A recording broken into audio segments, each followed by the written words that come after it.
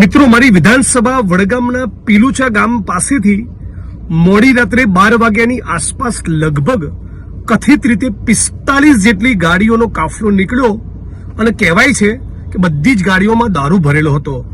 સંજયસિંહ રાજપૂત નામના કોંગ્રેસ પરિવારના અમારા ટીમના સાથીએ એક જડબે સલાક સ્ટિંગ ઓપરેશન કરી બધી જ દારૂ ભરીને જઈ રહેલી આ કથિત ગાડીઓનો કાફલો કેમેરામાં કેદ કર્યો અને એનો વિડીયો સોશિયલ મીડિયામાં વાયરલ કર્યો છે.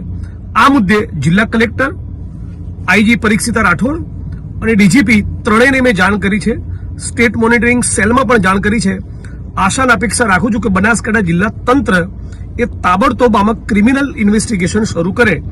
જે પણ અધિકારીઓની ફરજ બેદરકારી આમ આવતી હોય એમને ન કેવળ સસ્પેન્ડ કરવામાં આવે, એમની સામે ફોજદારી ગુનો પણ દાખલ કરવામાં આવે અને સંજયસિંહ રાજપૂત જેમણે આખો પર્દાફાશ કર્યો એમને પ્રોટેક્શન આપવામાં આવે.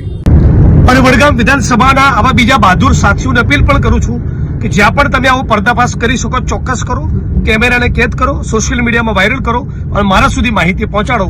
સાથે મળીને આપણે દૂષણની સામે લડીશું.